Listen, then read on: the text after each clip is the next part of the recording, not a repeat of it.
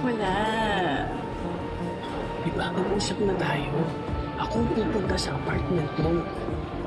Diba, makikita naman tayo, hindi dito at hindi ngayon. Kailangan ako ni Rosel. Eh, puro ka kasi sat-sat, hindi mo naman ginagawa o masyado ka bang busy dyan sa Rosel mo? May problema si Rosel, kailangan niya ako. Wala akong pakialam sa problema ni Rosel. Dapat nga ikaw din eh.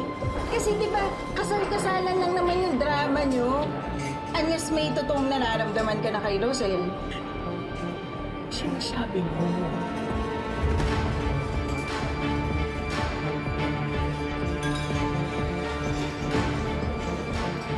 Ano? Akin ka lang. Pinahiram lang kita kay Rosel. Pero ako ang totoong nagmamayari sa'yo kung gagawin ko lahat ng gusto ko.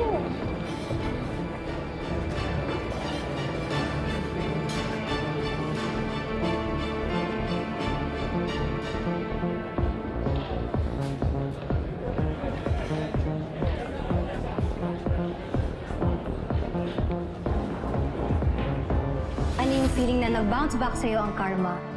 Masakit, di ba? Tama na! Buhay ko, reputasyon ko, at relasyon ko sa mga tao na sa paligid ko ang sinira mo! Ba't ayaw mo aminin ng totoo? Na ikaw ang tumulak kay Belle at hindi ako! Baka mamaya siya pa yung maglaglag sa'yo. Ayoko makulong. Please, tulungan mo ako, please. Huwag ka matakot, ha? Iisipan natin ang paraan to, ha? Hindi ka makukulong. Mabuti pa si Melania. May paki siya sa akin.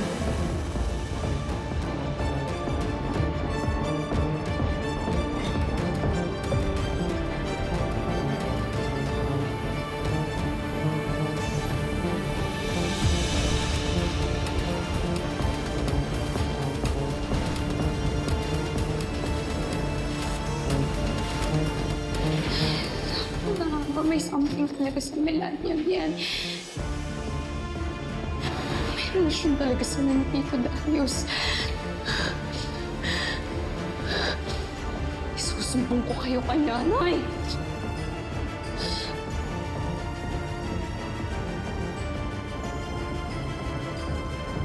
Tama na, ha? Kung ganyan kang padalos-dalos, mabuti pa, tigilan na natin to. Itigil? Bakit? Ano, totoo bang nagkakagusto ka na kay Rosel?